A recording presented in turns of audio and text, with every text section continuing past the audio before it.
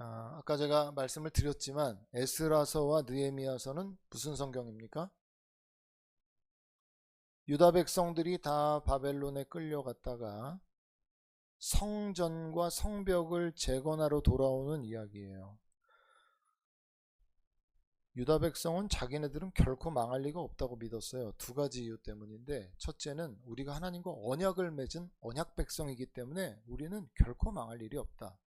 첫 번째 이유였고, 두 번째는 하나님의 성전이 우리 가운데 있는데 우리가 망할 리가 있냐. 외적이 쳐들어와도 하나님의 성전이 있기 때문에 저들은 결국은 우리를 정복하지 못해. 그거 믿고 이제 죄를 마음껏 짓고 살았던 거예요. 오늘날 크리스찬들이 나 교회 다니니까 지옥 갈 일 없어 이러면서 죄 짓고 사는 거와 똑같아. 그때도 그랬어요. 근데 막상 바벨론에 의해서 망해버렸거든요. 그들의 눈으로 성전이 무너지는 걸 봤어요. 바벨론에 의해서 성전이 무너지고 짓밟히는데 하나님이 아무런 일도 안 하시는 거예요. 그걸 보고 70년을 바벨론 포로에서 이렇게 지내는 거예요. 무슨 생각을 했겠어요? 야, 우리가 뭘 믿어왔었던 걸까? 우리 믿음이 뭐가 잘못됐을까? 그리고 이제 가만히 생각을 해보니까 성전 자체가 중요한 게 아니라 성전에 계시는 하나님의 임재가 중요했던 거고, 언약 백성이라는 이름 자체가 중요한 게 아니라 그 백성으로서 하나님과의 신실한 관계가 중요했던 건데 헛된 거에 속았구나 이렇게 생각하는 거예요. 대형교회 다니면서 이런 속임수에 빠져서 아마 쓰러져 가는 영혼들 많을 겁니다. 그런 큰 교회에 있으면 자기가 구원받을 줄 알고 하나님은 놓치고, 웅장함에 있으면 자기가 구원받을 줄 알고, 천만의 말씀. 하나님과의 관계가 없으면 하나님이 나중에 모른다 하십니다. 너 누군데? 이렇게 하십니다. 그러니까 이제 그걸 보니까 하나님을 놓쳤어. 자기들이 하나님이 없어. 그러니 성전이 무너져도 하나님이 아무 얘기 안 하시죠. 짓밟히게 냅둬. 거긴 내 이름이 없어. 내 임재가 없어. 너네가 날 섬겼어? 성전 자체를 우상 섬기듯 섬겼지? 내버려둬. 무너지게. 하나님 그렇게 하신다고. 야, 얼마나 뼈 아프게 70년을 보냈냐고. 야, 이거. 그리고 이제 하나님이 다시 돌아오라고 기회를 주신 거예요. 돌아와. 이들이 돌아와서 아까 6장 후반절을 보면 이제 성벽을 재건하거든요. 에스라서에서 성전 재건, 그리고 느헤미야서는 성벽 재건이에요. 예루살렘 성벽을 재건한 건데, 그걸 완공하고 나서 이제 아주 의미심장하게 이제 이들이 하나님 앞에 나아가는 아주 그 공식적인 예배, 오늘날로 말하면 어떤 마음이었겠어요, 여러분?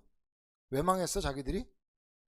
살아계신 하나님을 내가 붙잡지 않고 종교의 허울에 휩싸여 있었던 거예요. 분위기에 압도되고 이런 거. 크기에 압도되고 이런 거. 성전 있으니까 안 망해. 알고 보니까 하나님이 빠졌잖아요. 이들이 무슨 마음이었겠어? 하나님을 붙잡자 이런 마음이었어요. 생각해 보세요. 지금 여기 느헤미야 8장에 있는 이 제사, 이 모임 가운데 화려한 성전이 있었을 것 같으세요? 여러분, 에스라서 그 앞부분 이 느헤미야 쪽을 쭉 읽어보세요. 그 성전 세워졌을 때, 스룹바벨 성전 세워졌을 때 이전의 성전을 보았던 사람들이 그 웅장한 솔로몬 성전에 비해서 너무 성전이 초라하니까 울었다 그래. 너무 비참해서. 야, 이게 뭐냐 하면서 울었다잖아. 화려한 성전이 있었을 것 같으세요? 천만의 말씀. 대단한 찬양팀 성가대 있었을 것 같아요? 천만의 말씀. 아무것도 없어. 그냥 성전도 너무 초라하지. 근데 뭐 하나 있냐? 이들의 마음에 정말 중요한 한 가지를 되찾았어요. 그 하나님이야, 하나님. 우리는 하나님을 만나고 싶어. 하나님을 예배하고 싶어. 이 마음이 있으니까 이들의 마음에 강력한 하나님의 임재가 임하는 거예요. 그 가운데 학사인 에스라가 이제 오늘날로 말하자면 설교 위에서 이제 이런 단, 조금 높잖아요, 여기가. 이런 나무 강단, 여기에 딱 올라서서 이제 이걸 갖고 올라오는 거예요. 율법책을 가지고 이걸 백성들 앞에서 이렇게 책을 딱 펼쳤어요. 펼쳤는데 갑자기 약속이나 한 듯이 백성들이 앉아있다가 다 일어났어요. 연습을 한 것도 아니고 무슨 예배 무슨 순서에 다 일어서서 이런 게 써 있었던 것도 아닌데 에스라가 이 율법의 책을 열자마자 백성들이 다 약속이 난 듯이 다 자리에서 일어났어요. 왜 일어난 것 같으세요? 백성들이? 끝날 때가 됐어요? 다 일어났던 이유는 에스라가 율법 책을 연 행위가 책을 편 행위가 아니고 하나님의 말씀이기 때문에 책이 열리는 것은 하나님이 그들에게 오신다, 임재하신다라고 이들이 받아들이고 믿음으로 여기고 하나님이 임하시는데 어찌 앉아서 그분을 맞이할까 하는 마음에 그런 하나님을 향한 경외심이 있어서 하나님이 임하신다. 여러분 그래서 자리에서 다 일어났던 거예요. 여러분 처음에 우리가 5분 전에 10시 55분에 찬양할 때 일어나서 찬양하자고 하잖아요. 제가 괜히 일어나자고 하는 게 아니에요. 하나님이 오시는데 어찌 우리가 그 하나님의 임하심 앞에서 어찌 지금 일어나라는 얘기 아닙니다. 괜히 우리 집 앉아있는데 목사님 이렇게 부담스럽게 자꾸 일어났다는 얘기를 해요. 지금 일어나라는 얘기가 아니에요. 그때 그런 의미를 담고 우리가 일어나는 거란 말이에요. 교회들에서 여러분 의미 없이 헌금 드릴 때 일어나는 줄 아세요? 하나님이 헌금과 함께 우리의 몸과 마음 전부를 드립니다라고 자리에서 일어나는 거예요. 알고 일어나셔야 돼요. 그런 거. 그래서 일어난 건데 백성들이 그래서 다 같이 일어난 거예요. 야, 하나님이 어떤 마음으로 그 장면을 보셨을까 생각해 보세요. 오직 하나님 한 분, 이거밖에 없어. 이들의 그냥 그 하나님께 고정된 그 시선 말이에요. 그 마음의 중심. 여러분, 이게 진짜 참된 예배자들의 시선이고 마음이에요. 예배에 왜 은혜가 없는 줄 아세요? 예배 흐름에 자기는 가만히 묻혀 있으니까 은혜가 없죠. 예배는 그 예배자 각자 한 사람 한 사람이 하나님을 향해 어떤 시선과 중심으로 하나님을 향해 나아가느냐에 있는데 예배 자발성이 있어요? 오늘날 예배 드리는 예배자들 가운데 예배의 자발성이 있습니까? 이거는 좀 미안하지만 크면 클수록 더 힘들어집니다. 종교적이 되기가 쉬워요. 성경을 펼 때 일어나겠다. 하나님이 오시니까 나 하나님 앞에 그냥 앉아 있을 수 없다. 여러분 오늘날 제가 보기에는 정말 100명이 예배 드린다 그러면 이런 예배의 자발성을 가지고 하나님 앞에 달려나가는 사람이 없지 않겠지만 20%나 될까 모르겠어요. 순서에 묻혀서 그냥 일어나라면 일어나고 앉으라면 앉고 가라면 가고 가라면 서라면 서고 순서에 있으니까. 그거 말고 본문의 이스라엘 자손들은 지금 하나님을 종교적으로 접근하지 않고 살아서 그 현장에 역사하시는 하나님으로 받아들이고 있기 때문에 율법책을 편행위를 그냥 그 자체로 받아들이지 않고 하나님의 임재와 영광이 임하시는 순간이라고 믿었던 거예요. 성령님이 이걸 얼마나 기뻐하시는지 몰라요. 그래서 2명이 모이든 10명이 모이든 100명이 모이든 그 예배자들의 마음의 중심에 하나님을 향해 이 자발성, 성령님께 전적으로 나아가는 자발성이 있는 예배에 은혜가 있고, 이런 자발성이 없고 종교적인 예배일수록 그 가운데 은혜가 없어요. 아마 이 가운데 이 굉장히 강력한 성령의 임재가 임했다고 저는 그렇게 믿고 있는데, 이렇게 유추하는 이유가 뭐냐면은 에스라가 딱 백성들이 다 일어났잖아요. 그러면은 일어났으면 이걸 그 다음에 읽었다, 이게 자연스러운 순서인데 그 다음에 성경을 읽었다고 얘기하는 게 아니고 율법을 읽었다고 그러는 게 아니라 갑자기 돌연 에스라가 하나님을 찬양했다 그래요. 이걸 피고 갑자기 백성이 일어나니까 찬양을 했다는 거. 하나님을 왜 갑자기 순서에도 없이 하나님을 찬양했을까? 여러분 저는 에스라가 율법책을 폈을 때 백성들이 일어난 것을 하나님이 어떤 마음으로 받으셨는지에 대한 감동을 에스라에게 부어주신 것 같아요. 에스라가 그 감동에 견디지 못하고 위대하신 하나님을 송축해요. 오 하나님 영광 받으소서라고 하면서 그 하나님의 임재 가운데 하나님께 영광을 올려드리는 거예요. 자발적 예배 이런 게 있어요.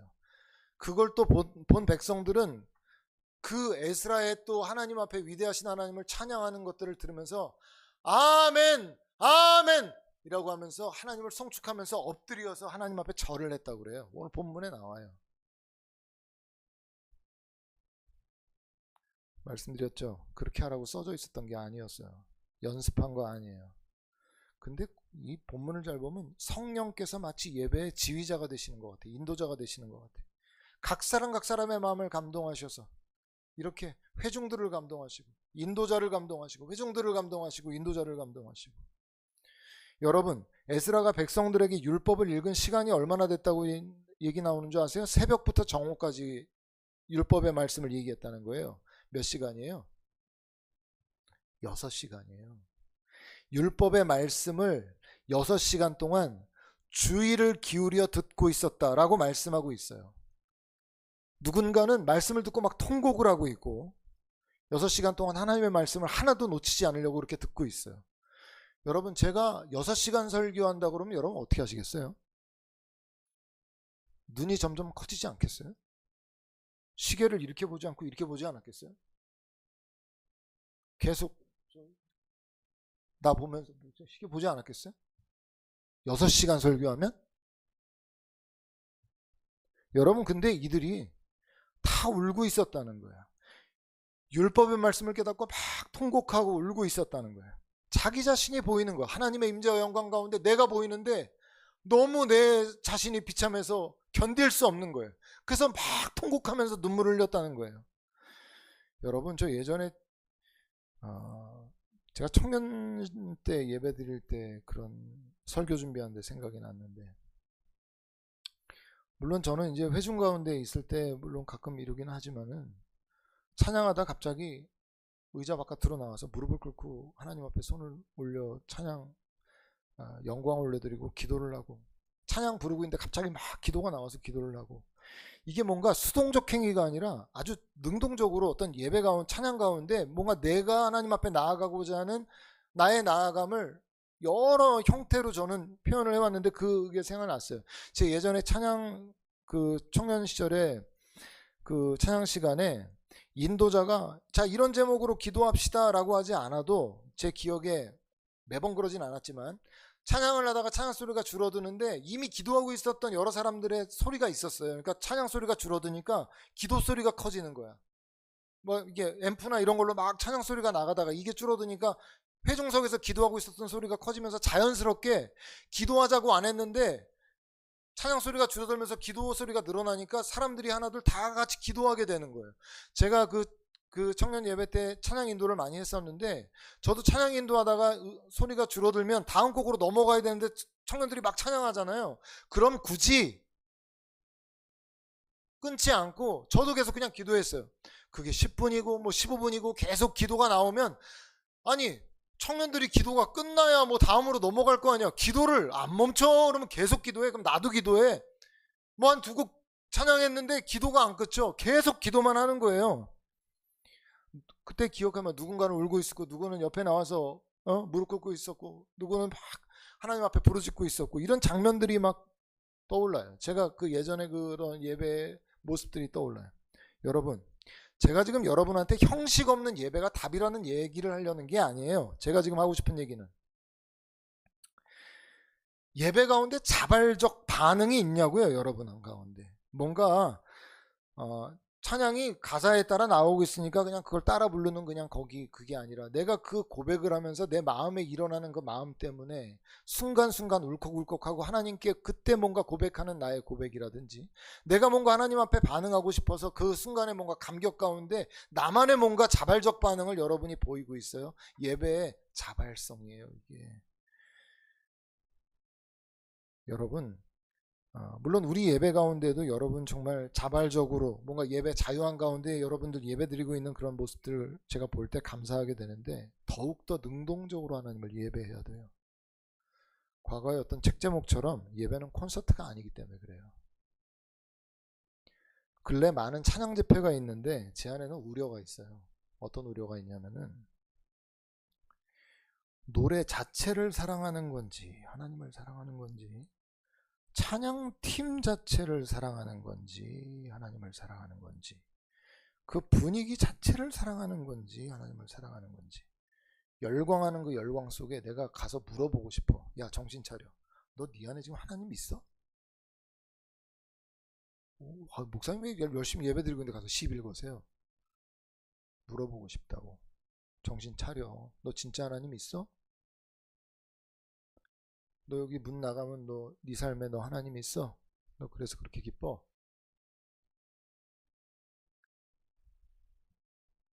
외적 화려함에 속지 마세요. 이스라엘이 그래서 망했어요. 외적 성전이 우리 가운데 있으니까 그거에 도취돼서 살아계신 하나님께 진정으로 내가 그분께 나아가고 싶어. 내가 그분을 만나고 싶어. 그분의 음성을 듣고 싶어. 내가 그분께 집중하고 싶어.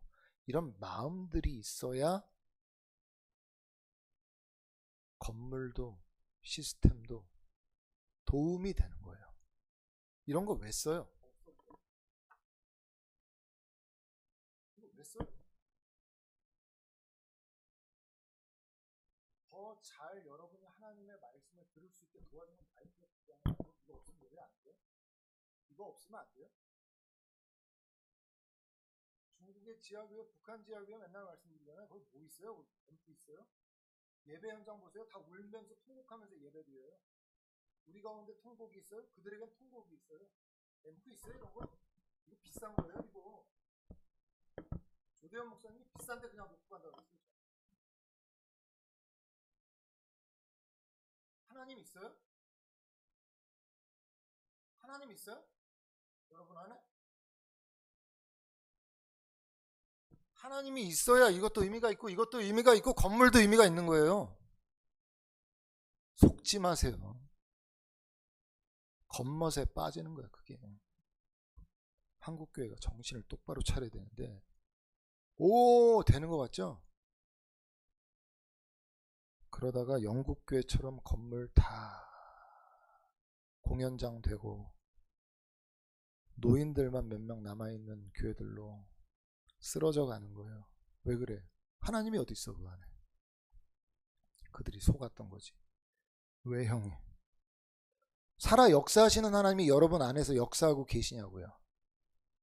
여러분 예배할 때 그분께 예배한다는 것 때문에 마음이 막 설레느냐고요. 나 그분을 예배할 수 있다는 것 때문에 설레냐고요. 그런 게 없어요? 심각한 거예요. 엎드려서 하나님 살려달라고 그래야 될 거 아니에요. 그럼 하나님 제가 제 영혼이 지금 썩어 들어가고 있으니까 살려달라고 그래야 될 거 아니에요. 정신을 차려야 돼요. 정신을.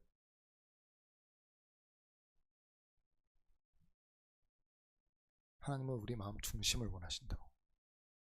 속지 마세요. 속지 마세요. 지금 여기에 있었던 느헤미야 8장의 이 예배가 제가 여러 성경에 보이는 자발적 예배, 헌신적 예배의 아주 그 핵심적인 내용들을 우리에게 보여주고 있어요. 여러분, 일로 돌아가야 돼요, 우리가. 백성들이 말씀을 듣고 막 통곡하고 회개하고 있었어요. 이때 그 수많은 이스라엘 백성들이 막 울며 불며 막 회개하고 있었어요. 근데 갑자기 느헤미야랑 에스라, 레위인들이 말씀을 깨닫고 막 울고 있는 사람들에게 막 달려나가서 울지 말라 그랬어요. 아니 말씀 듣고 울고 있는데 울지 말라는 것도 이게 참 왜 울지 말라, 왜 분위기를 깨는 건가, 이런 생각이 저는 들었어요. 성경을 읽으면서. 근데 여러분 뭐라고 얘기하냐면 여호와로 인하여 기뻐하는 것이 너희의 힘이니까 기뻐해라, 울지 말고.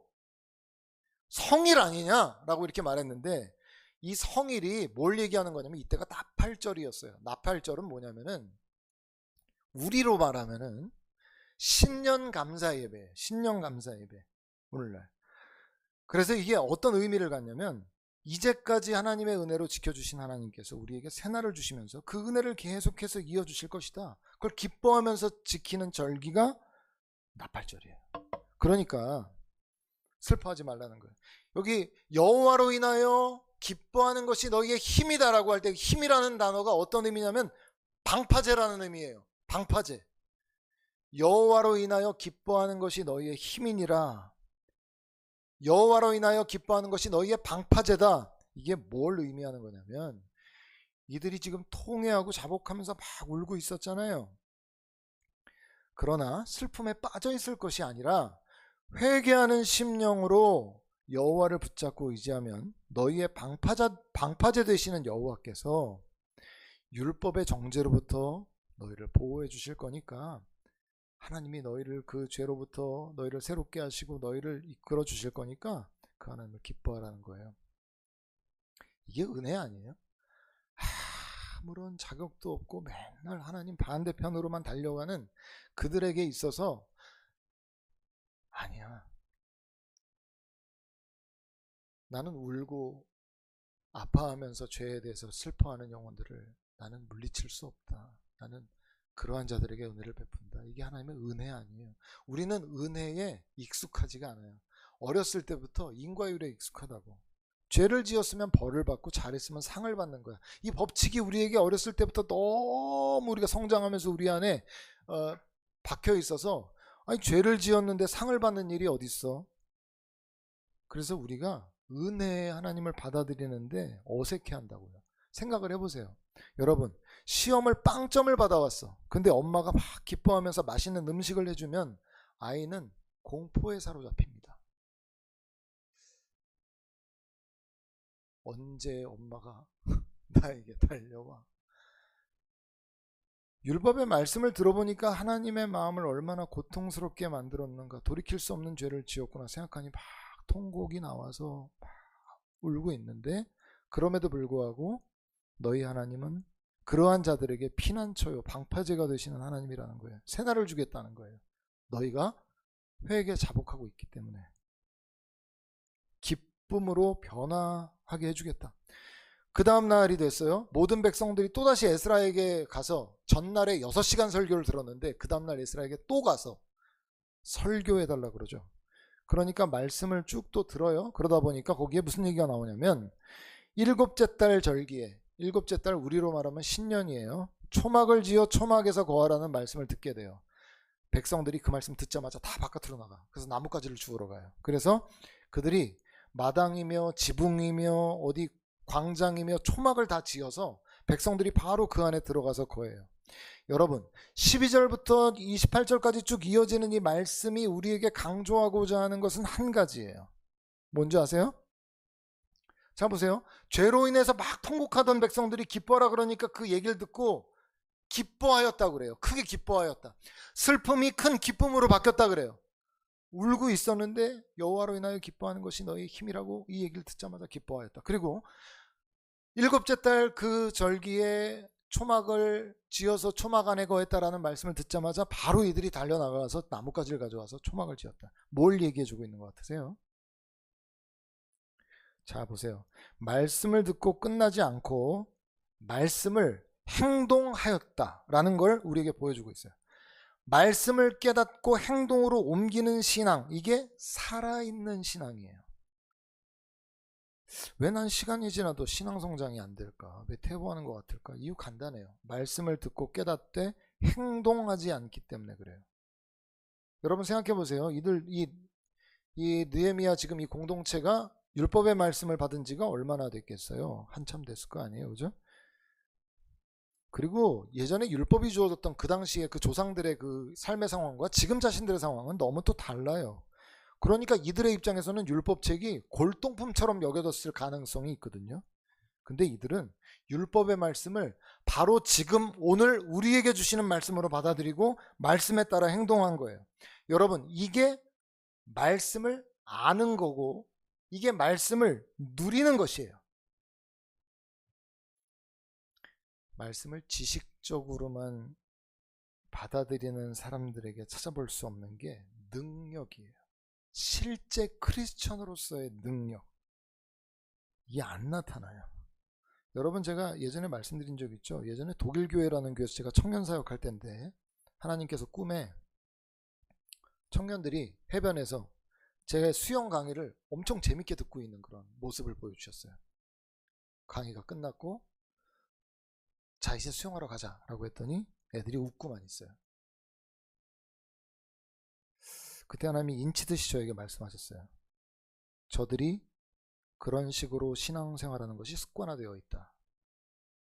이게 무슨 말인지 아시겠어요? 말씀을 듣고 재밌어하는 것까지가 그들의 자리야. 그러면 변화가 없죠. 내 삶의 역사가 안 나타나죠. 왜요? 듣고 이해하고 즐거워하는 거에 끝나니까. 지난번에 우리 1일 특강 다녀오신 분들 계시죠? 그때 최영기 목사님이 무슨 얘기해요? 갑자기 하나님이 어느 날 그런 마음 주시더라는 거예요. 넌 나에게 순종한 적이 없다. 이 목사님이 얼마나 성경적 교회 하려고 그렇게 애를 쓰고 달려가고 그렇게 다른 사람들도 성경적 교회 한다고 막 칭찬하는 목사님인데 넌 나에게 순종한 적이 없다니까 억울한 마음이 들더래요. 그래서 그 목사님이 하나님께 뭔가 그런 마음 드렸대요. 하나님 제가 뭘 언제 순종하지 않았습니까? 그랬더니 하나님 이런 마음 주셨대요. 너는 내게 동의해 왔지 순종하지는 않았다. 얘기 들어보니까 그 목사님이 합리성을 되게 중시하는 분이에요. 그분도 설득이 돼야 움직인다는 거예요. 설득이 돼야. 여러분, 설득이 돼야 움직인다는 말이 되게 잘못 들으면 멋있어 보이는데 이게 하나님과의 관계에서 설득이 되어 움직이겠다라고 얘기하면 굉장히 교만한 거예요. 왜 그러냐면 내가 설득이 되어 움직이겠다는 거는 내가 하나님 수준의 이해를 다 갖고 있다는 말이에요. 그건. 그러니까 하나님 나 설득시키세요. 내가 하나님 수준에서 그 얘기를 들어보고 하나님 수준으로 이해가 되면 내가 따라가 보겠다. 그렇게 주장하는 거 아니에요? 설득이 되어 움직이겠다는 말이 그런 말 아니에요? 근데 성경에서 믿음과 순종에 대한 얘기를 다 생각해 보세요. 이스라엘 백성들 홍해 앞에서 믿고 발을 떼라는 거예요. 여러분, 그거가 여러분은 설득이 돼요? 홍해 앞에서 발을 떼라는 게 설득이 돼요? 모세한테 손을 내밀면 바다가 갈라지겠다라는 거예요. 설득이 됩니까? 아니, 저 같았어도 하나님 바다를 가는 좀 다른 방식은 없을까요? 하나님이 그냥 천둥번개를 내리셔서 저 따라오는 저 애굽 병사를 그냥 한 번에 그냥 끝내버리시면 되지. 무슨 바다를 가르신다 그러면 그건 설득이 안 되는데요. 이럴 수 있잖아요. 요단강 발을 들여놔라. 요단강 갈라질 거다. 오병이어는 여러분 설득이 됩니까? 근데 여러분 그런 하나님의 말씀과 명령 앞에서 이렇게 말하는 거예요. 하나님 이건 제 상식선에서는 불가능합니다. 하나님 이런 식의 요구는 제가 싫어하는 요구입니다. 왜 싫어하는 걸 시키세요? 이해가 안 되니 안 하겠습니다.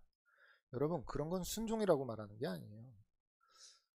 여러분 저도 합리성을 중시하는 사람이었기 때문에 그거를 내려놓는 게 진짜 어려웠어요. 가라. 보여주시면 갈게요. 섬겨라. 저 사람이 섬길 사람인지 아닌지 어떻게 합니까? 하나님이 항상 저한테 그랬어요. 네가 종인데 무슨 상관이야? 내가 가라면 가라는 거지 뭐 이렇게 말이 많냐? 믿고 따라오라면 따라오면 되는 거지 뭐 그걸 가지고 자꾸 너 이렇게 주저하고 자꾸 설득을 시키라고 그래. 아브라함이 왜 믿음의 조상이라 그래요? 이삭을 약속의 아들로 줘놓고 제물로 바치라는 거예요. 할 말이 얼마나 많았겠어요. 하나님이 그렇게 약속을 해갖고 99세 뭐 100세 때 해갖고 하는 그렇게 이삭을 줘놓고 나한테 얘 이제 뭐 10 몇 살 됐는데 이런 애를 제물로 바치라 그래요. 하나님이 막지 않았으면 이삭 죽었어요. 근데 그 자리까지 가잖아요. 그래서 믿음의 조상이라고 하는 거 아니에요? 여러분 과거에 한국교회 안에 성경 공부를 영적 성숙의 척도로 여겨왔던 분위기가 팽배했어요. 지금도 마찬가지예요. 속으면 안 돼. 오늘 설교 제목을 속지 말라고 할걸. 잘못했네. 성경 공부 많이 했는데 이상한 장로님들 많고 성경 공부 많이 했는데 성경 박사라는데 이상한 목사님들도 많아요. 왜 그럴까요? 지식으로만 갖고 있으면 그게 무슨 얘기인지 몰라요. 말 뜻은 이해하는데 그게 어떻게 작동하는지를 모른다고. 작동하는 걸 모르는데 내용은 아니까 안다고 말하는 거예요. 여러분 제가 이런 얘기하는 사람들 선을 긋는데 제가 성경 50독 했습니다. 선 그어요. 그런 얘기하는 사람. 매일 3시간 기도합니다. 바로 선 거예요. 왜 그래요? 성경 50독을 사는 사람은 그런 얘기 안 해요. 자기 입으로. 3시간 기도를 사는 사람은 그런 말 잘 안 꺼내요. 자기 입으로. 자기를 자랑하고 싶은 거야. 자기를 드러내고 싶은 거라고. 하나님이 아니고. 삶을 보면 그 사람 실력이 자동으로 나와요. 성경을 그렇게 알았다면 분명히 변화가 있어야 되는데 변화 없이 지식만 많으면 두 가지예요. 막 가르치고 싶어 하거나 자랑하고 싶어 하거나 둘 중에 하나예요. 그런데 참 두려운 건 살아내는 실력은 계속 늘어나지 않는데 성경 지식만 늘어나면 성경은 재미없는 고서가 되고 말아요. 생각해보세요. 어떤 약이 있어요. 두통약인데 이거 두통에만 이거 효과가 있는 게 아니라 이걸 먹으면 몸에 이런 효과도 있고 저런 효과도 이런 효과도 있어. 근데 정보로 맨날 공부만 하는 거야. 이런 두통약은 이런 약, 이런 두통뿐만 아니라 이것도 효과도 있고 이것도 있고 이걸 외운다고 생각을 해봐요. 얼마나 지루해. 그 약이 A31인데 A31은 두통뿐만 아니라 모두 있고 이걸 계속 외워야 돼. 잊어버릴까봐 또 외우고 얼마나 재미가 없어요. 근데 내가 두통에 와서 그 약을 먹어봤더니 1시간 만에 두통이 사라졌어. 아니 알고 있던 다른 것도 있는데 그것도 없어졌어. 그 얼마나 신이 나. 그러니까 그때부터는 이거 머리에 있는 정보가 아니죠. 야 이거 먹어봐. 누가 두통을 만큼 먹어봐. 이거 한번 먹어봐. 1시간이면 두통이 없어져. 야 나는 이것도 있었는데 이것도 없어지더라. 야 이건 뭔데 이것도 없어지더라. 먹어보라니까. 먹어보면 달라진다. 먹어봐. 말이 다르잖아요. 예전에는 뭐라고 얘기했어요. 자 두통이 오면 어떻게 됩니까? 이 두통은 A31인데 이건 두통뿐만 아니라 이런 효과도 있습니다. 내가 안 먹어보면 이렇게밖에 말을 못하지. 안 먹어봤으니까. 먹어봐. 내가 먹었어. 아 두통 이것도 좋아. 이것도 좋아지네. 야 당장 먹어봐 그거. 여기도 좋고 여기도 좋아. 먹어봐 이렇게 얘기할 거 아니에요. 한쪽은 정보 전달하고 있지만 한쪽은 정말 살아있는 말을 하고 있잖아요. 여러분 제가 진짜 적용하기 어려웠던 말이 너희는 먼저 그의 나라와 그의 일을 구하라는 거였어요. 그리하면 이 모든 거 너에게 더해줄게.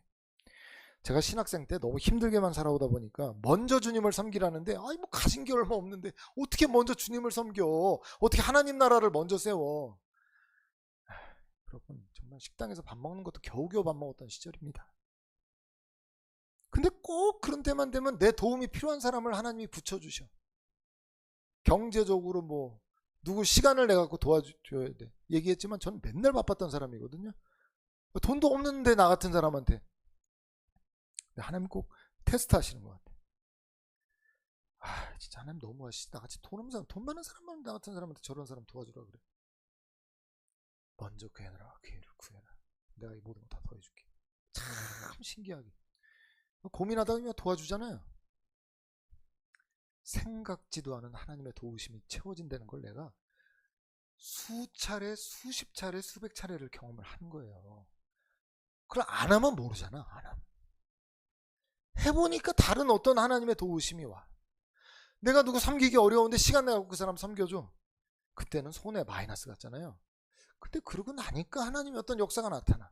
먹어보니까 말씀을 진짜로 순종해서 먹어보니까 이게 어떤 역사가 나타나. 그 뒤에 약속이 따라온다는 걸 내가 알았어요. 너희는 먼저 그의 나라와 그의 일을 구하라. 여기서 끝났으면 하기 어려웠을 거야. 근데 그 뒤에 보니까 그리하면 이 모든 것을 너희에게 더하시리라 말씀하셨잖아요. 아니 더해주는 게 막 따라오는 걸 내가 경험하는데 이거 안 할 이유가 뭐예요?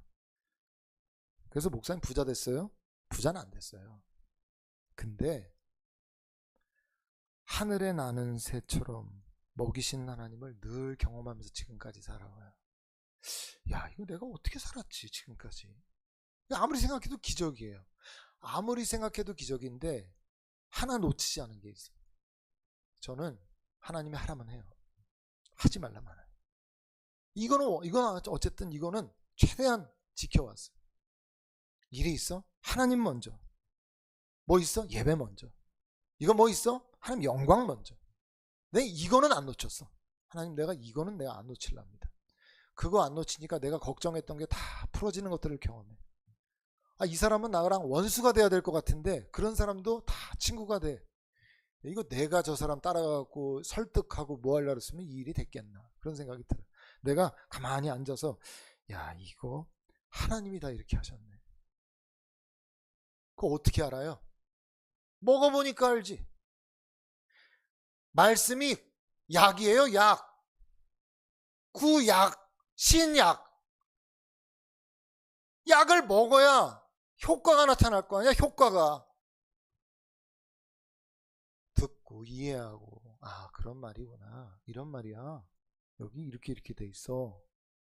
백날 얘기해도 먹지 않으면 몰라요. 그게 무슨 말인지. 30년, 50년, 100년 교회 다녀도 믿지 않으면, 순종하지 않으면 그 다음은 몰라요. 그게 무슨 말인지. 부흥이 다른 게 부흥 같으세요? 사람들의 마음이 진심으로 하나님을 향할 때 그거 부흥이라 그래요. 부흥이 여기 백명환장 있는 게 부흥이 아니고 여러분의 마음이 순종하지 않는 마음이 하나님께 온전히 순종될 때 그걸 부흥이라 그래요. 부흥. 그게 성경이 말씀하는 부흥이에요. 여러분이 부흥의 세대가 되길 원하세요? 성경적 교회 세우고 싶으세요? 그럼 본문의 이스라엘 백성들처럼 나뭇가지 주우러 가야 돼. 여러분, 이 말씀이 저는 여러분 뼛속 깊이 새겨지기를 바랍니다. 그래서 진정한 부흥을 여러분이 경험하면서 살아있는 하나님을 경험하는 저와 여러분들이 되시기를 주님의 이름으로 축원드립니다.